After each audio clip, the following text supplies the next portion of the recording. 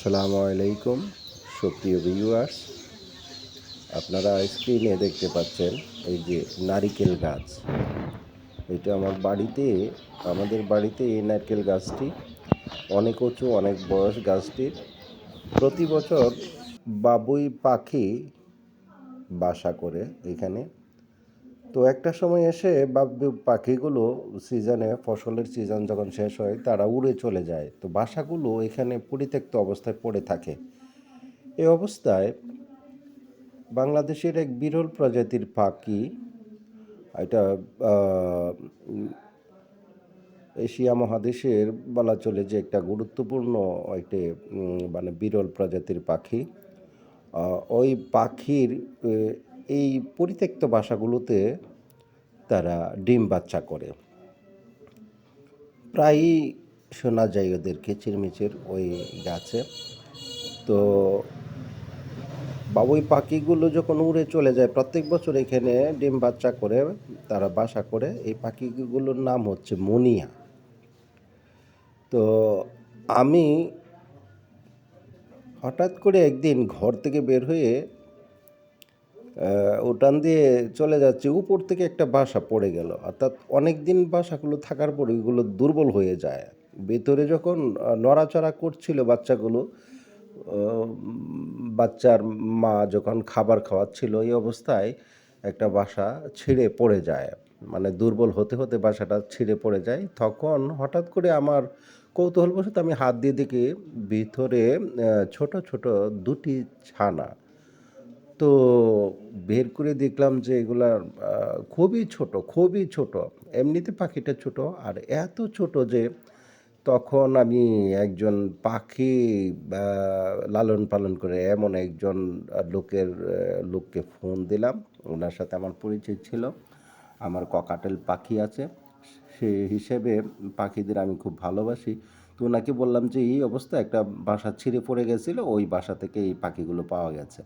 পরে উনি আমাকে খাবারের কিছু ফর্মুলা দিলেন। সেই ফর্মুলা মোতাবেক আমি ওই পাখিগুলাকে খাওয়ানোর চেষ্টা করি। আজকে আপনি দেখতে পাচ্ছেন যে আমার হাতের মধ্যে এই পাখিগুলো আমি নিয়েছি। এখন একটু বড় হয়েছে, পালক গজিয়েছে। খুবই ছোট ছিল, খুবই ছোট। আমি ভাবতেও পারিনি যে ওরা বেঁচে থাকতে পারবে বা বেঁচে থাকবে। স্রষ্টার মেহেরবানিতে ওরা আমার আদর যত্নে খুবই কষ্ট হয়েছে আমার। এই যে তুলা দিয়ে আমি গটিতে রাখতাম ওদেরকে।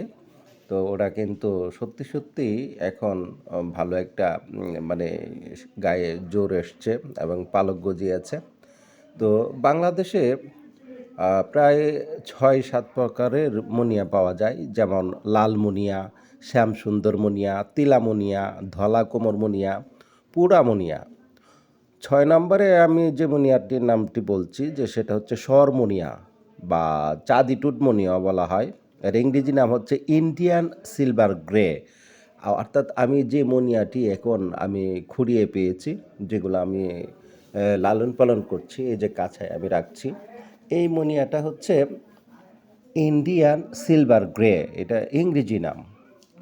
আর বাংলা নাম হচ্ছে সরমুনিয়া বলা হয়, কিংবা চাঁদি টুটমুনিয়া বলা হয়।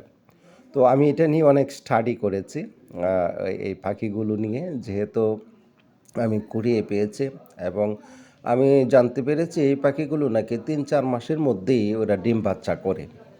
তো আমি শখ করে এই যে নতুন খাঁচা এনেছি, ওইখানে দেখতে পাচ্ছেন যে একটা ছোট্ট পাখির আবাসস্থল হিসেবে একটা টুলি বলা হয়, এই টুলি মাটির পাত্র দিয়েছি। ওইটার মধ্যেই ওরা থাকে। তুলা দিয়েছি যেন ওদের গা ঠান্ডা না হয়, উষ্ণ অনুভব করে, যেহেতু তারা ছোটোবেলা থেকেই এখানে আছে। তো সেহেতু মার উষ্ণতা কী জিনিস তারা পায়নি। তো সেই উষ্ণ রাখার জন্যই কিন্তু আমি এই কাজটি করেছি। তো পাখিগুলো সাধারণত খুবই ছোট, কিন্তু ও এখন একটু একটু বড় হচ্ছে, আরেকটু হয়তো বড় হবে। তো দেখতে অনেক সুন্দর। তো এইটা একটা রঙে, মোটামুটি নিচের দিকে পালক সাদা থাকে। তিলামুনিয়া কিংবা ধলা কোমর মুনিয়া, লাল মুনিয়া, অন্যান্য যে মুনিয়া আছে সেগুলো কিন্তু অনেক কালারফুল হয়, অনেক সুন্দর হয়। এই পাখিগুলো দেখতে অনেকটা টুনটুনির ছানার মতো, আসলে তা না। ওরা খুবই বা চতুর এবং এরা এক জায়গায় উড়তে পারে। তো আজকে আর ভিডিওটি বাড়ালাম না। ধন্যবাদ সবাইকে।